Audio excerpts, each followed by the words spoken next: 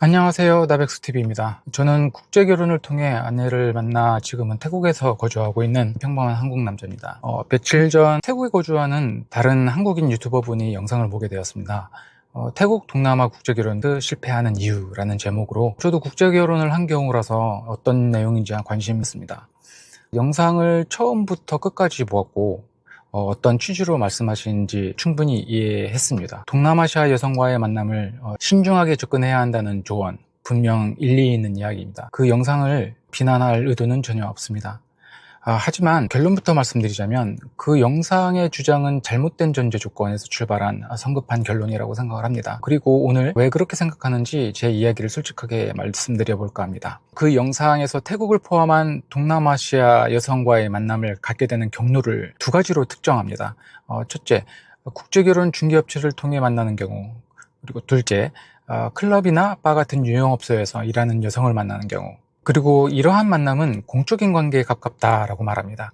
즉 남성이 여성과 그 가족에게 재정적인 지원을 할 때까지만 관계가 유지되며 남성이 어려워지면 여성은 바로 다른 남자를 찾아 떠날 것이라는 주장을 합니다. 그래서 결론적으로 한테 커플, 한배 커플 같은 국제결혼은 90% 실패한다 단언합니다. 하지만 바로 이 지점에서 우리는 질문을 던져야 합니다. 과연 그 사례들이 태국 여성 전체를 대표할 수 있을까요? 영상에서 언급한 유흥업소, 국제결혼 중개업체, 이 경로를 통해 만나는 여성분들은 태국 전체 여성을 대표할 수 없는 특정 목적이나 직업군에 속한 극소수의 집단입니다. 통계를 이야기할 때 표본이라는 말을 씁니다. 대한민국 전체의 의견을 알기 위해 1000명에게 여론조사를 하는 것처럼요. 그런데 만약 강남의 한 헬스클럽에서만 1000명에게 운동을 얼마나 자주 하십니까? 라고 묻고 그 결과로 대한민국 국민 90%는 매일 운동한다 라고 결론을 내린다면 여러분은 동의하시겠습니까? 당연히 아니겠죠. 만남의 경로를 두 가지로 특정하고 동남아시아 국제결혼 90%는 실패한다는 결론은 바로 이러한 평양된 표본의 오류를 범하고 있는 것입니다. 극히 일부의 부정적인 사례를 가지고 마치 태국 여성 전체가 그런 것이다 라고 단정짓는 것은 굉장히 위험한 생각입니다. 물론 저도 영상의 내용에 일부 동의하고 전달하고자 하는 의도가 무엇인지 이해합니다. 실제로 결혼정보업체를 통한 만남의 경우 맞선에서 결혼까지 평균 5.7일이 걸린다는 통계도 있습니다. 일주일도 안 되는 시간에 한 사람의 성격, 가치관, 문화를 이해하고 평생을 약속한다? 사실상 불가능에 가깝습니다. 이런 결혼이 파탄으로 이어질 확률이 높다는 점에는 저도 전적으로 동의를 합니다. 방콕이나 파타야 유흥업소에서 만남을 갖는 문화 분명히 존재합니다.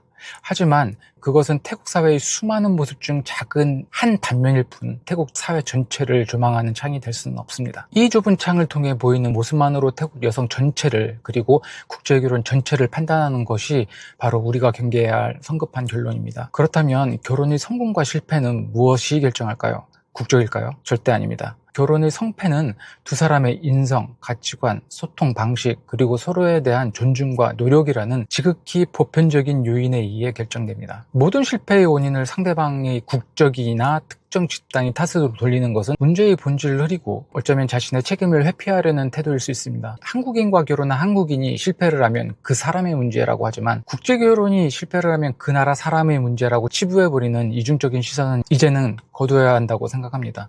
마지막으로 국제결혼을 준비하시거나 이제 막 시작한 분들께 감히 한 말씀 드리자면 언어 공부 정말 중요합니다. 단순히 밥 먹었어? 사랑해?